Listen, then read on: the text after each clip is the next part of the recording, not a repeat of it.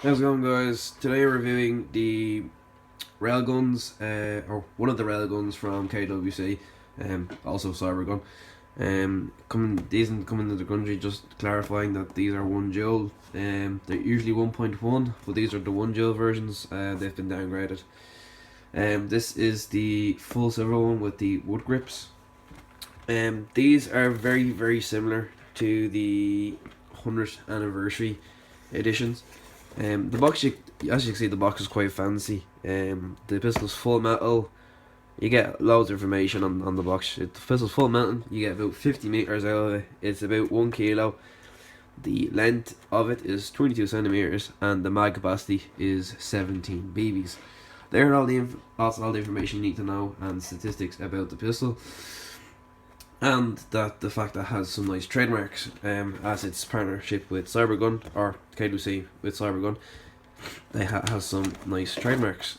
Taking out, as you see, it's just a cardboard box, nothing special about it. You get 1 Allen key, the gun, and 1 mag. That's all you get in the box. Nothing special, none of those crap cheap BBs you get. You get the gun in the box, and Allen key and the mag. As you can see, the silver from the bottom half is slightly different to the top, whereas this is sprayed and this is brushed steel. The reason why they done that is because they're putting the trademarks on the upper slide, so they're more noticeable, whereas the trademarks on the bottom are slightly faint because not many people really want to see them. For example, the serial number made by KWC and the caliber 6mm. As these are engraved, they're not painted on, where these are painted on. So you can see the difference in the how you can see the font on the gun. Now you get the Colt railgun on one side, and then you have government model, Colt, and automatic caliber 45, and then you have the stallion on the back. As you can see, we have fake wood pistol grips. Unfortunately, they are fake, and they went the route of using fake pistol grips and give it a wood effect. It is quite nice, but I would prefer it if they went ahead and put actual wood. Saying that, these retail in Ireland for €175 in some shops. In Dev's Airsoft, they retail for €160. So you're saving €15 if you buy from Dev's Airsoft. If you mention the video, you get a further €5 off, getting the good price of €155. There will be a special code in the description below. Currently we're running low on stocks, so if you can pick them up as soon as possible, and that'd be great. So you're not disappointed if you show up and they're not here. Has all the features of the 100th anniversary edition. Has the lock back, the safety. As far as I know, the safety is on both sides on the 100th anniversary, but you still you have your pressure safety and your normal safety, so it's pretty much like the 100th anniversary. As you can see, the trigger has been drilled for a speed trigger look, but yet again, it doesn't make a difference. As you can see, the barrel has been coated in very, very shiny silver. So it has 3 different types of silver on the gun overall. So the barrel being that really, really shiny silver, that being brushed steel, and that being sprayed steel, you have a nice effect on the gun. The gun itself performs very, very well. As you have 17 BBs in the mag, it's not the most practical. You only have 17 BBs, but you can get CO2 extended mags, but they are not cheap, and they tend to be get them from foreign websites. Not many shops in Ireland, or as far as I know, not any shops have them in Ireland. As you can see, the CO2 it sits in the mag like so. You unscrew the cap and put it in from the side, and then you screw it up to tighten it in place. The mags are very, very good in terms of gas consumption. You get about 2 full mags out of 1 CO2. That's due to the really, really hard recoil that you get out of this pistol. The only kind of problem I have with this mag is this feeding lip. The feeding lip, for pulling it down, it really, really does hurt the fingers when pulling it down, because it's kind of sharp.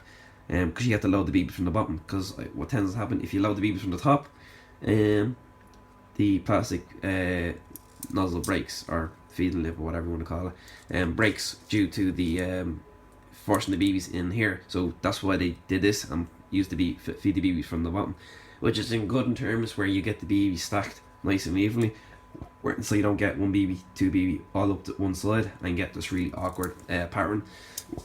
It is a double stack mag, thus hence you get to 17 BBs, otherwise you'd be having a hell of a lot less. And the mag is the same colour as the lower receiver on the pistol, it's that sprayed colour. You can change these pistol grips out for any of the other pistol grips from KWC. As far as I know, all the railgun pistol grips are interchangeable, so you can mix them out, and the slides are interchangeable, so you don't have to, you're not stuck with the one colour. You can mix to your heart's desire. So if you buy two of these, you can mix them up. But saying that again, you could run into some problems, so best bet not to switch the rails. You can do the hanger or the hand grips, but that's pretty much it. As I was saying, you have it's the railgun version, so you have a rail on it, so you can put like a torch on it if you wish, or a laser, and then you have the features of having a torch or laser on the 1911. As you can see, the sights are painted white, so you can see them easier. They're not just painted plain black, and that gives you a bit more enhanced aim. But yet again, this is airsoft we're talking about, so it makes no sense to aim down your sights. You point, you shoot. If you choose to use your own sights, that you have them there, but what I tend to do, I just aim and shoot. As you see, the barrel has threaded, or is threaded, so you can put an adapter on it to put a suppressor or some sort. The only problems I see putting suppressors on that, sometimes when this gets pulled back, it gets blocked. I've only seen that with a few guns. It doesn't have with every gun, but it does happen with some guns, so you might be able to only put a flash hider on it.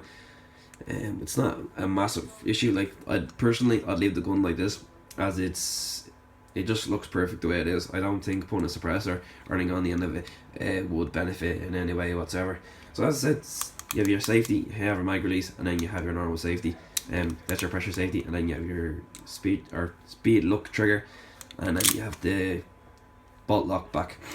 The internals of the gun are quite decent. How you take the slide off, you line up with a little slit on the gun, and you push the pin out from the other side with a pin punch or whatever you choose. I can use my fingers.